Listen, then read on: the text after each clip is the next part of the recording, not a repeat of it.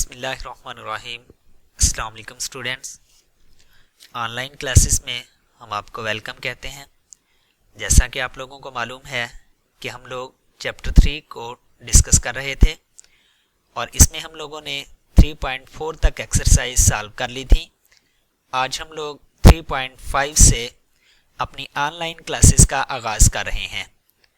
तो इसमें मैं आप लोगों को अगर 3.4 तक का रिव्यू करवा दूं तो 3.2 से लेकर 3.4 तक हमने ऐसे फंक्शंस की इंटीग्रेशन की थी जो आपस में प्लस या माइनस हो रहे थे, या फिर अगर उनमें डिवीजन भी हो रही थी तो हमें किसी ना किसी फंक्शन का साथ में डेरिवेटिव भी दिया गया था, या फिर हमने इंटीग्रेशन बाय सब्स्टिट्यूशन के मेथड से की थी। और इसके अलावा अगर हमारे पास फंक्शंस मल्टीप्लाई हो रहे थे तो उन फंक्शंस की इंटीग्रेशन के लिए हम लोगों ने इंटीग्रेशन बाय पार्ट्स का मेथड बड़ी डिटेल के साथ 3.4 में हमने उसके क्वेश्चंस को भी सॉल्व किया। अब हम लोग 3.5 एक्सरसाइज में ऐसे क्वेश्चंस को सॉल्व करेंगे जिनमें किसी भी फंक्शन का हमें डेरिवेटिव नहीं मिलेगा। तो फिर उस सूरत में हम लोगों ने इंटीग्रेशन किस तरह से करनी है, तो वो हम लोग इंटीग्रेशन करेंगे बाय यूजिंग पार्शियल फ्रैक्शन। अब पार्शियल फ्रैक्शन आप लोगों ने फर्स्ट ईयर के अंदर चैप्टर 5 बड़ी डिटेल के साथ पढ़ा था। तो उसमें आप लोगों ने जो पार्शियल फ्रैक्शन के डिफरेंट केसेस को डिस्कस किया था, उसमें सबसे पहले ये था कि हमारे पास एक ऐसा फ्रैक्शन होता था जिसमें ये जो डिनोमिनेटर है q ऑफ x ये नॉन रिपीटेड लीनियर फैक्टर्स की फॉर्म में था। तो लीनियर फैक्टर्स कुछ इस तरह से, अगर हम उनको जनरलाइज्ड करना चाहें तो उनको हम इस तरह से लिख सकते हैं। अब इसको हम लीनियर क्यों कह रहे हैं? क्योंकि इसमें हर जो वेरिएबल x आ रहा है उसमें वेरिएबल की पावर 1 है और ये नॉन रिपीटेड है। क्योंकि यहाँ पे ये जो इसके साथ कांस्टेंट है ये सारे के सारे डिफरेंट होंगे। अगर इस तरह की फ्रैक्शन हो तो फिर उसकी पार्शियल फ्रैक्शन करने के लिए जितने भी यहाँ पे फैक्टर्स होते थे हम उतने ही कांस्टेंट यहाँ पे इंट्रोड्यूस करवाते थे और फर्दर फिर इन कांस्टेंट की वैल्यूज को एवेलुएट करते थे। सेकंड आपने केस में ये देखा था कि जो हमारे पास डिनोमिनेटर था वो रिपीटेड लीनियर फैक्टर्स की फॉर्म में होता था। तो उस सूरत में हम अपनी फ्रैक्शन को पार्शियल फ्रैक्शंस में कुछ इस तरह से डिवाइड करते थे कि सबसे पहले हम constant divided by linear factor, फिर जितनी मैक्सिमम पावर तक वो फैक्टर मूव करता था हम उतने ही उस फैक्टर के साथ कांस्टेंट को लिखते थे। थर्ड केस हम लोगों ने वो डिस्कस किया था जिसमें ये जो हमारा डिनोमिनेटर है ये non repeated irreducible quadratic factor की फॉर्म में था। तो उस सूरत में हम गिवन फ्रैक्शन को पार्शियल फ्रैक्शन में रिजॉल्व करने के लिए कुछ इस तरह से a और b कांस्टेंट को इंट्रोड्यूस करवाते थे और उसमें a कांस्टेंट को हम वेरिएबल के साथ मल्टीप्लाई भी करवाते थे। तो ये तो एक लोगों को मैंने ओवरव्यू दिया है पार्शियल फ्रैक्शन के हवाले से। अब पार्शियल फ्रैक्शन में मजीद कौन कौन सी चीज़ों का हमें ख्याल रखना होता है। नंबर 1 कि हमारे पास जो भी फ्रैक्शन होगी वो प्रॉपर रैशनल फ्रैक्शन होनी चाहिए। अगर इम्प्रॉपर होगी तो इम्प्रॉपर को बाय डिवीजन हम लोग पहले प्रॉपर फ्रैक्शन की फॉर्म में लेकर आएंगे, फिर देखेंगे कि उसके डिनोमिनेटर में से यहाँ से केस 1 वाला फॉर्म बन रही है, केस 2 की या 3 की। तो उसी सूरत के उसी केस के हवाले से हम लोग फिर कांस्टेंट को इंट्रोड्यूस करवा के फिर फर्दर उन कांस्टेंट की वैल्यूज को एवेलुएट करेंगे। तो ये सारा प्रोसीजर आपके सामने मैं डिफरेंट क्वेश्चंस की सूरत में क्लियर करवाऊंगा, लेकिन यहाँ पे चूंकि हम लोगों का जो मेन मकसद है वो पार्शियल फ्रैक्शन सीखना नहीं है, बल्कि पार्शियल फ्रैक्शन को इस्तेमाल करते हुए हम लोगों ने 3.5 एक्सरसाइज में क्वेश्चंस की इंटीग्रेशन करनी होगी। तो इंटीग्रेशन के लिए यहाँ पे मैं आप लोगों के सामने ये चंद एक फार्मूले दोबारा से लिख रहा हूँ। इन्हीं फार्मूलाज को यूज करते हुए हम लोग ऑलरेडी 3.4 तक डिफरेंट क्वेश्चन सॉल्व कर चुके हैं। लेकिन यहाँ पे फिर आप लोगों के ओवरव्यू के लिए, ताकि क्वेश्चंस को सॉल्व करते हुए किसी किस्म की मिसअंडरस्टैंडिंग ना हो, जब भी फंक्शन की पावर होल फंक्शन की पावर 1 हो और ऊपर उस फंक्शन का डेरिवेटिव भी एग्जिस्ट करे, तो फिर उस एक्सप्रेशन की इंटीग्रेशन क्या थी कि log ऑफ दैट फंक्शन। अगर फंक्शन की पावर 1 के अलावा कोई पावर आ जाती है तो उस सूरत में फिर हम क्या करते हैं, फंक्शन की पावर में ऊपर भी +1 करेंगे और वही पावर हमने उसके फ्रैक्शन में लिख देनी है और प्लस साथ में कांस्टेंट ऑफ इंटीग्रेशन लगाना है। और इसी तरह से हम लोगों ने अपने क्वेश्चंस में एक इस तरह के एक्सप्रेशन को भी इंटीग्रेट किया था और इसकी इंटीग्रेशन क्या थी, 1/a tan inverse x/a + c। तो अब हम लोग चलते हैं अपनी एक्सरसाइज की तरफ। तो इसमें सबसे पहले क्वेश्चन नंबर 1 को आपके सामने मैं सॉल्व करूंगा। अब इससे प्रीवियस एक्सरसाइजेस में हम लोग यही काम करते थे कि सबसे पहले हम देखते थे कि क्या इस फंक्शन का डेरिवेटिव बन रहा है। तो इस फंक्शन का डेरिवेटिव तो अब किसी सूरत में बनता हुआ हमें नहीं नजर आ रहा। तो अब हम लोग पार्शियल फ्रैक्शन की मदद से इसकी इंटीग्रेशन करेंगे। अब पार्शियल फ्रैक्शन में सबसे पहला काम हमने ये देखना है कि क्या फ्रैक्शन प्रॉपर है या इम्प्रॉपर। अब प्रॉपर फ्रैक्शन कब होता है, जब डिवीजन इम्पॉसिबल हो। अब यहाँ पे डिवीजन इम्पॉसिबल है, या अगर हम इसको जो बुक के अंदर डेफिनेशन है कि अगर इस नोमिनेटर की डिग्री डिनोमिनेटर की डिग्री से लेस हो तो वो प्रॉपर फ्रैक्शन है। अब यहाँ पे अगर हम इस पोलिनोमियल को देखें तो इसमें वेरिएबल की मैक्सिमम पावर 1, तो मतलब इसकी डिग्री 1 है, और इसमें वेरिएबल की मैक्सिमम पावर 2, तो मतलब इसकी डिग्री 2 है। तो अब नोमिनेटर की डिग्री लेस देन है डिनोमिनेटर की डिग्री से, तो मतलब ये फ्रैक्शन प्रॉपर है। तो प्रॉपर होने की सूरत में हम इसके ऊपर पार्शियल फ्रैक्शन अप्लाई करवा सकते हैं।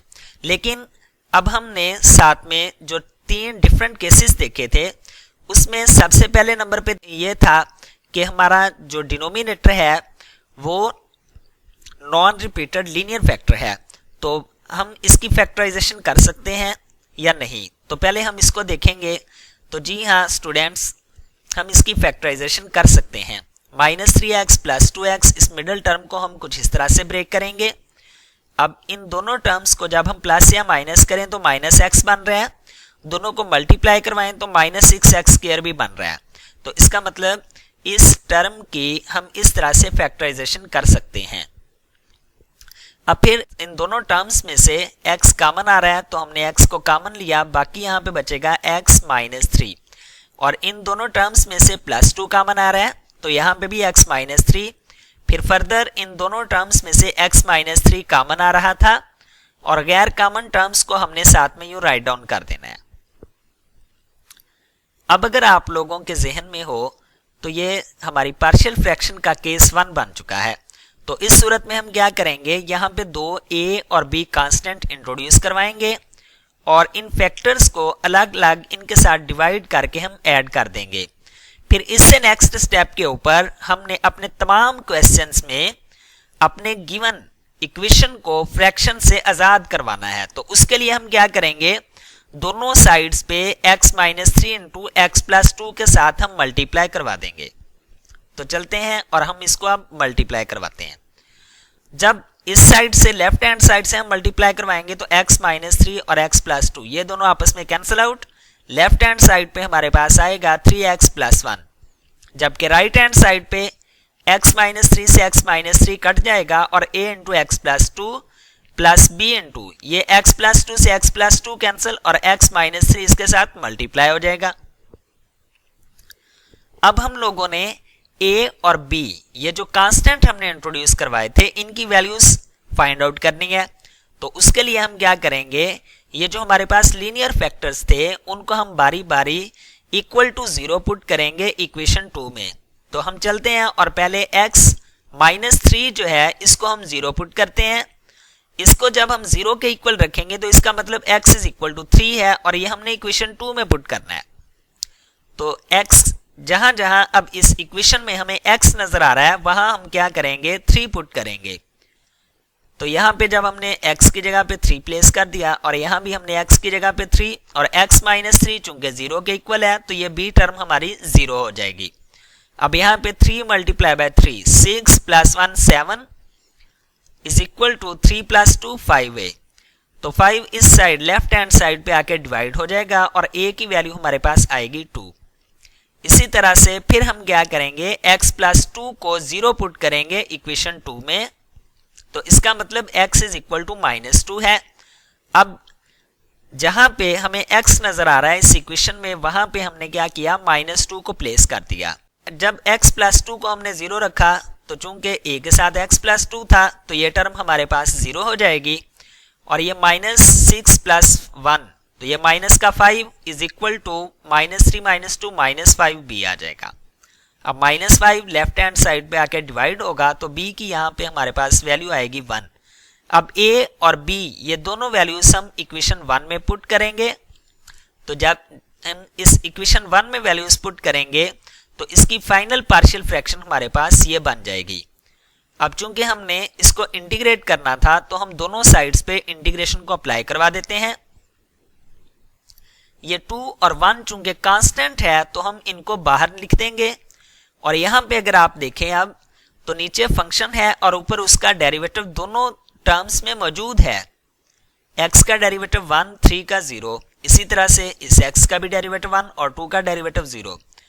जी, तो आप में से जो अच्छे स्टूडेंट्स हैं वो जान चुके होंगे कि अब इसकी इंटीग्रेशन क्या होगी, log of x minus 3 plus log of x plus 2।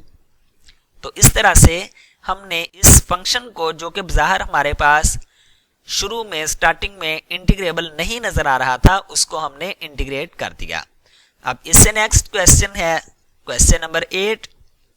तो मैंने कोशिश की है कि जो बिल्कुल डिफरेंट क्वेश्चंस थे वही आप लोगों के लिए सॉल्व कर दूं ताकि किसी किस्म का भी फिर आप लोगों को मसला ना रहे। जी, तो अब इस फ्रैक्शन की जब हमने इंटीग्रेशन करनी है तो यहाँ पे हमें नजर आ रहा है कि ये फ्रैक्शन इस सूरत में इम्प्रॉपर है। तो सबसे पहले हम इसको डिवीजन के जरिए से प्रॉपर बनाएंगे। तो उसके लिए हम क्या करेंगे, डिवीजन, और ये हमारा डिविडेंड है और ये डिवाइजर। तो इस तरह की लॉन्ग डिवीजन में पॉलिनोमियल को डिवाइड करते हुए हम लोगों ने पावर्स को रिड्यूस करवाना होता है। तो यहाँ पे पावर रिड्यूस करवाने के लिए हमें x से मल्टीप्लाई करवाना पड़ेगा। जब हम x के साथ मल्टीप्लाई करवाएंगे तो ये 2x cube minus 3x square minus 2x आ जाएगा। फिर डिवीजन में चूंकि साइन उलट जाते हैं, ये प्लस का था तो माइनस, ये माइनस का है तो ये प्लस बन जाएगा और ये भी प्लस, तो ये प्लस माइनस ये कैंसिल और ये भी कैंसिल, तो 2x माइनस x x आ जाएगा और माइनस 7। इसके बाद हमें पता है कि जो डिविडेंड है ये इज इक्वल टू होता है quotient plus remainder over divisor, quotient plus remainder over divisor. अब आप लोग देख सकते हैं कि ये फ्रैक्शन इस वक्त प्रॉपर फ्रैक्शन है तो हम इसी को कंसीडर करेंगे और पहले हम इसकी फैक्टराइजेशन साथ में कर लेते हैं ताकि हमारे लिए पार्शियल फ्रैक्शन अप्लाई करना आसान हो जाए। तो अब इन दोनों टर्म्स में से 2x कॉमन आ रहा है, बाकी यहाँ पे x माइनस 2 बचेगा और इन दोनों में से हमने प्लस 1 कॉमन लिया और x माइनस 2 हमारे पास यहाँ पे आ जाएगा। अब फिर इन दोनों टर्म्स में चूंकि x माइनस 2 कॉमन है तो यहाँ पे हम इसको कॉमन ले लेंगे और गैर कॉमन टर्म्स हमारे पास यहाँ साथ में मल्टीप्लाई हो जाएंगी। अब फिर इसके इस पार्ट की चूंकि हमने पार्शियल फ्रैक्शन करनी है, ये तो ऑलरेडी सिंपल सिंगल फ्रैक्शन में कन्वर्ट हो चुका है, इसको हमने अब फिर मजीद पार्शियल फ्रैक्शन इसकी हम करेंगे। तो इसके लिए केस 1 चूंकि ये बन रहा है कि इसके ये जो q ऑफ x टर्म थी ये नॉन रिपीटेड लीनियर फैक्टर्स हैं, तो इस सूरत में हम a और b दो कांस्टेंट इंट्रोड्यूस करवाएंगे और दोनों को फिर इन दोनों फैक्टर से अलग अलग डिवाइड करके ऐड करेंगे। इससे नेक्स्ट स्टेप में हम लोगों ने इस इक्वेशन को फ्रैक्शन से आज़ाद करना होता है। तो उसके लिए हम x minus 2 into 2x plus 1 के साथ मल्टीप्लाई करवा देते हैं। जी, तो जब हम इसके साथ मल्टीप्लाई करवाएंगे तो लेफ्ट हैंड साइड पे हमारे पास x माइनस 7 बचेगा और राइट हैंड साइड पे ये x माइनस 2 और x minus 2 cancel out, a into 2x plus 1 plus b into यहाँ पे 2x प्लस 1 2 ये आपस में कैंसिल आउट और x माइनस 2 इसके साथ मल्टीप्लाई हो जाएगा। अब फिर हमने इन लीनियर फैक्टर्स को बारी बारी जीरो पुट करना है इक्वेशन 3 में। तो फर्स्ट ऑफ ऑल हम x माइनस 2 को जीरो पुट कर रहे हैं, तो इसका मतलब x इज इक्वल टू 2 है। तो अब इक्वेशन 3 में जहां जहां हमारे पास x है वहां हम क्या रखेंगे 2। b के साथ चूंकि x माइनस 2 मल्टीप्लाई हो रहा है और ये हमने जीरो के इक्वल रखा है, तो अब ये टर्म तो हमारे पास जीरो हो जाएगी और यहाँ पे जब हम x की जगह पे 2 रखेंगे और यहाँ भी x की जगह पे 2 पुट कर देंगे, अब ये -5 इज इक्वल टू 5 a के इक्वल आ जाएगा और यहाँ से a की वैल्यू हमारे पास -1 आएगी।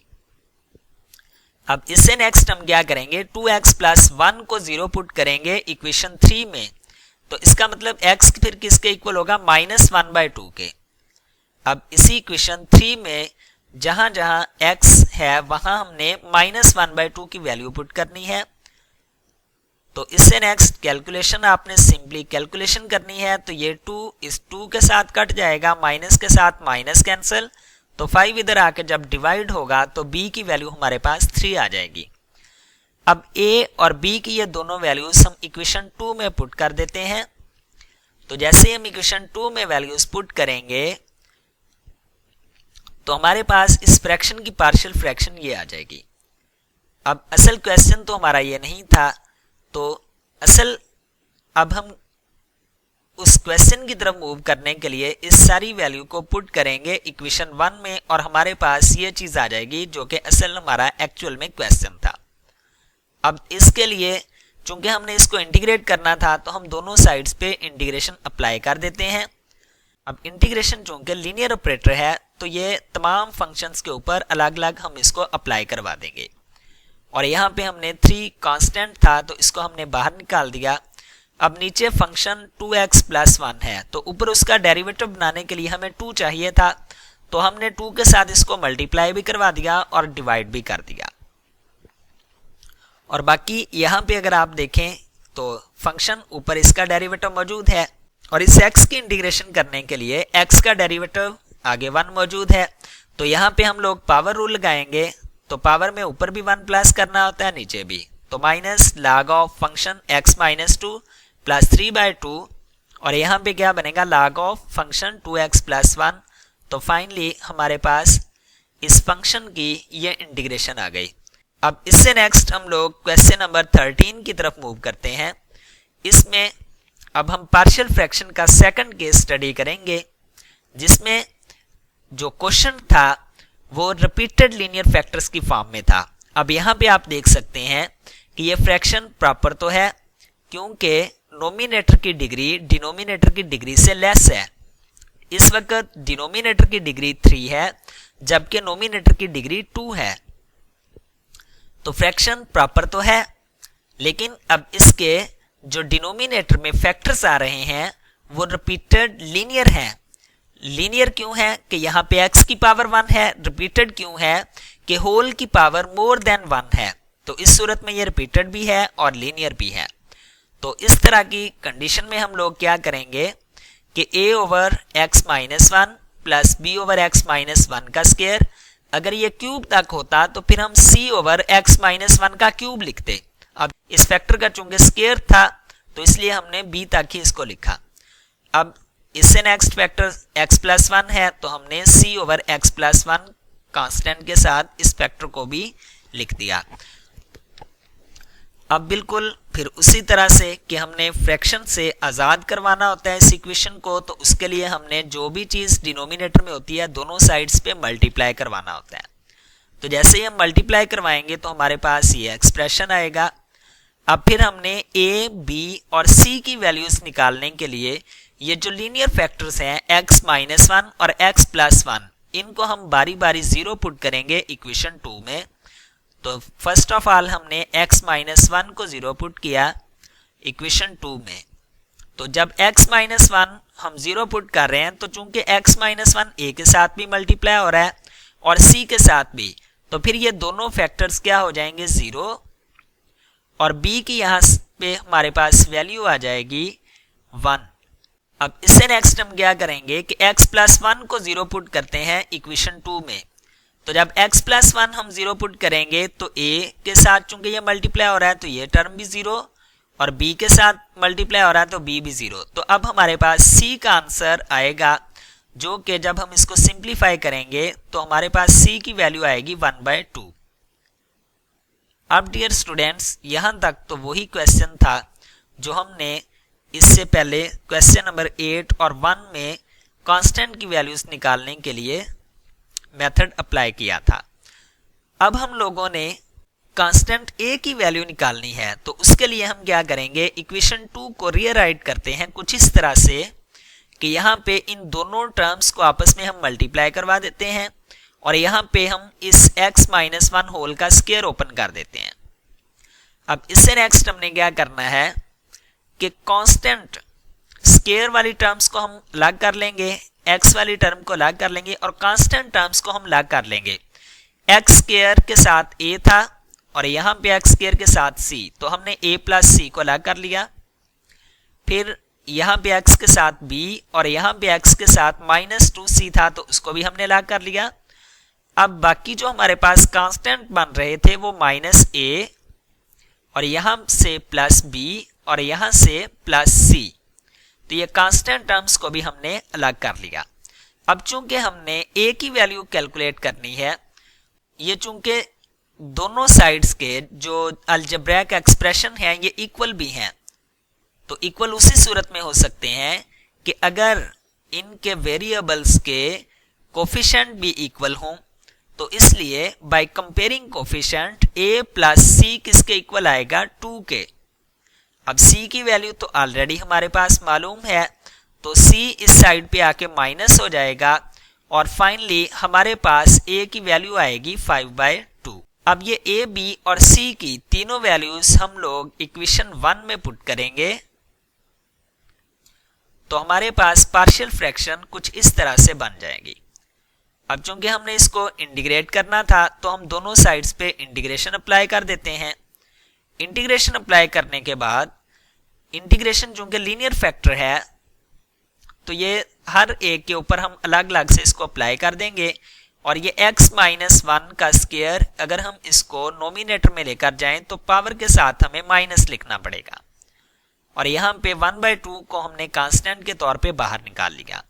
अब नीचे फंक्शन इसका भी ऊपर डेरिवेटिव मौजूद है और ये फंक्शन x का डेरिवेटिव क्या होगा, 1 यहाँ पे मौजूद है, ठीक है। तो इसलिए अब इस फंक्शन की पावर में ऊपर भी हम 1 ऐड करेंगे और इसके फ्रैक्शन में भी 1 ऐड करेंगे पावर में।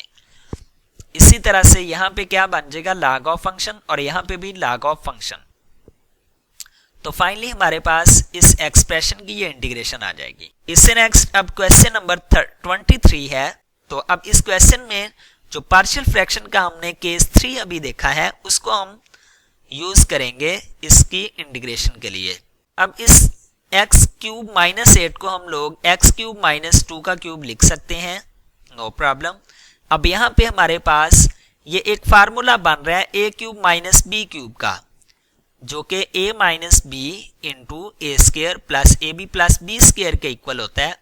तो यही हमने फार्मूला यहाँ पे अप्लाई करते हुए इस एक्सप्रेशन को हमने यूं फैक्टर्स की फॉर्म में लिख दिया। अब यहाँ पे ये जो x square plus 2x plus 4 है इसकी फर्दर फैक्टराइजेशन पॉसिबल नहीं है, तो इसलिए हम लोगों ने लीनियर फैक्टर को a कांस्टेंट के साथ लिख दिया और ये चूंकि नॉन रिड्यूसेबल था तो इसके लिए हमने bx प्लस c ये दो कांस्टेंट लिखे और a के साथ हमने क्या करना होता है कि वेरिएबल को मल्टीप्लाई करवाना होता है। इससे नेक्स्ट अब हम पूरी इक्वेशन को इन फैक्टर्स के साथ मल्टीप्लाई करवाएंगे। जब हम मल्टीप्लाई करवाएंगे तो लेफ्ट हैंड साइड पे 9x प्लस 6 बचेगा और राइट हैंड साइड पे ये x माइनस 2 आपस में cancel out, a into x square plus 2x plus 4 plus bx plus c, ये दोनों फैक्टर्स कैंसिल आउट और x माइनस 2 इसके साथ मल्टीप्लाई हो जाएगा। अब a, b और c की वैल्यूज निकालने के लिए ये जो लीनियर फैक्टर है फर्स्ट ऑफ ऑल हम इसको 0 पुट कर देते हैं इक्वेशन 2 में। जब इसको 0 पुट करेंगे तो ये सारी की सारी टर्म 0 हो जाएगी और यहाँ पे जहाँ x है वहाँ हम लोग 2 प्लेस कर देते हैं। जब हमने इसको सिंप्लीफाई किया तो 24 इज इक्वल टू 12 ए के इक्वल आ जाएगा, और ये 12 इधर आके जब डिवाइड होगा तो ए की वैल्यू हमारे पास आ जाएगी 2। अब फिर इससे नेक्स्ट हम क्या करते हैं कि इस 2 इक्वेशन को रीराइट करेंगे और इन फैक्टर्स को आपस में हम मल्टीप्लाई करवा देते हैं, और इसके बाद अब हम एक्स स्क्वायर, एक्स और कांस्टेंट वाली टर्म्स को अलग अलग करके लिखते हैं। यहाँ पे एक्स स्क्वायर के साथ चूंकि ए और यहाँ पे बी है तो ए प्लस बी और x square plus x into यहाँ पे एक्स का जो कोफिशिएंट बन रहा था वो 2a और यहाँ पे एक्स का कोफिशिएंट -2b प्लस c, और बाकी जो कांस्टेंट टर्म्स थी वो 4a और यहाँ पे कांस्टेंट टर्म थी -2c। अब बाय कंपेयरिंग कोफिशिएंट इस साइड पे एक्स स्क्वायर का कोफिशिएंट a प्लस b है, और अगर हम लेफ्ट हैंड साइड पे देखें तो एक्स स्क्वायर का कोफिशिएंट यहाँ पे चूंकि एक्स स्क्वायर नहीं है तो हम लोग उसको 0 के साथ लिख सकते हैं। 0 एक्स स्क्वायर अगर लिखना चाहें तो हम लिख सकते हैं।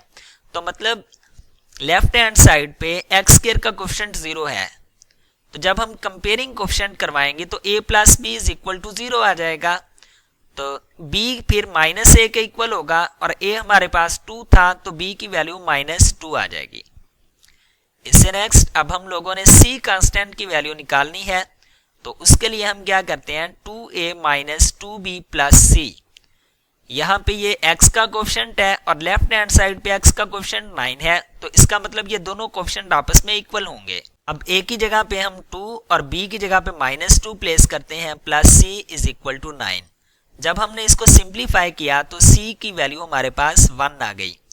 अब a, b और c ये तीनों वैल्यूज हम लोग इक्वेशन 1 में पुट कर देते हैं, और हमारे पास इस फंक्शन की पार्शियल फ्रैक्शन ये आ जाएगी। अब इससे नेक्स्ट हमने चूंकि इसकी इंटीग्रेशन करनी है तो पहले हम कोशिश करते हैं कि ये जो हमारे पास डिनोमिनेटर में फंक्शन है इसका डेरिवेटिव ऊपर बन जाए। अब एक्स स्क्वायर का डेरिवेटिव 2x, तो यहाँ पे तो -2x है, इसका मतलब यहाँ से हम माइनस को बाहर कॉमन ले लेते हैं। जब हम माइनस कॉमन लेंगे तो ये प्लस वाली टर्म माइनस में चेंज हो जाएगी। अब एक्स स्क्वायर का डेरिवेटिव तो 2x है और 2x का डेरिवेटिव 2, तो इसको +2 लाने के लिए हमने क्या किया, अपनी तरफ से +2 ऐड भी कर दिया और माइनस भी। +2 -2 और एक ये वाला ऑलरेडी -1 था तो ये -3 बन जाएगा। अब फिर ये -3 कांस्टेंट भी हमारे पास मौजूद है, तो इसको भी हमने किसी ना किसी तरह से एडजस्ट करना है। तो उसके लिए हम क्या करेंगे, इन दोनों टर्म्स को हम वन टर्म कंसीडर कर लेते हैं और इसको हम सेकंड टर्म कंसीडर करते हुए इसको यूं हम स्प्लिट कर सकते हैं। अब यहाँ पे आप देखेंगे इस फंक्शन का डेरिवेटिव ऊपर बन चुका है, लेकिन अगर हम इस फंक्शन के ऊपर गौर करें तो यहाँ पे हम एक्स स्क्वायर प्लस ए स्क्वायर वाला फार्मूला यूज करने के लिए इसको होल स्क्वायर की फॉर्म में लेकर आते हैं। तो होल स्क्वायर की फॉर्म में लाने के लिए एक्स स्क्वायर प्लस 2x मतलब ए स्क्वायर प्लस 2ab, तो b यहाँ पे कितना है 1, तो हमने 1 और 4 को हमने इस तरह से स्प्लिट कर दिया। अब ये तो हमारे पास x प्लस 1 होल स्क्वायर बन गया, और ये जो 3 था इसको हम स्क्वायर रूट 3 के स्क्वायर के फॉर्म में लिख सकते हैं। अब ये जितनी भी फ्रैक्शंस थी तमाम की इंटीग्रेशन हो सकती है, तो अब हम इन दोनों साइड्स पे इंटीग्रेशन को अप्लाई करवा देते हैं। लें जी, जब हम इनकी इंटीग्रेशन करेंगे तो ये नीचे फंक्शन ऊपर डेरिवेटिव, नीचे फंक्शन और इसका ऊपर डेरिवेटिव मौजूद है, और ये फार्मूला हमने पढ़ा था कि 1/a² प्लस x स्क्वायर की इंटीग्रेशन। फर्स्ट स्लाइड में मैंने आप लोगों को इसका फार्मूला लिखकर दिखाया भी था, तो फिर अब हम उन्हीं को यूज करते हुए इसकी इंटीग्रेशन हो जाएगी log ऑफ x माइनस 2, और इसकी integration log of x square plus 2x plus 4, और इसकी इंटीग्रेशन 1/a। तो ये 3 हमारे पास ऑलरेडी कांस्टेंट था, तो 1/a का मतलब 1/√3 tan इनवर्स x की जगह पे x प्लस 1 है और a की जगह पे √3 प्लस कांस्टेंट ऑफ इंटीग्रेशन। तो डियर स्टूडेंट्स, इस एक्सरसाइज के जितने भी डिफरेंट टाइप के क्वेश्चंस थे वो मैंने आप लोगों के लिए सॉल्व कर दिए हैं। मैं उम्मीद करता हूं कि अब इस पूरी एक्सरसाइज में आप लोगों को किसी किस्म का कोई प्रॉब्लम नहीं आएगा। तो इसी चीज़ को चेक करने के लिए, टेस्ट करने के लिए मैंने ये चंद एक क्वेश्चंस, जिसमें क्वेश्चन नंबर 4, 22 और 31 क्वेश्चन है, ये 3 क्वेश्चंस आप लोगों की असाइनमेंट है। अच्छे तरीके से अपनी असाइनमेंट को कीजिएगा और टाइमली इसको आपने सबमिट भी करवाना है।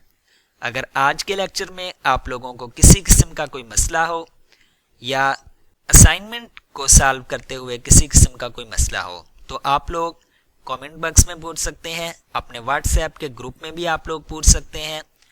मेरा पर्सनल नंबर भी आप लोगों के पास होगा, तो आप लोग पर्सनली भी मुझे अप्रोच कर सकते हैं। अब नेक्स्ट लेक्चर तक मुझे इजाज़त दीजिए। इंशाल्लाह अब नेक्स्ट लेक्चर में हम लोग 3.6 को डिस्कस करेंगे और उसमें हम लोग डेफिनेट इंटीग्रल को स्टडी करेंगे। तब तक मुझे इजाज़त दीजिए। Thank you. अल्लाह हाफिज़।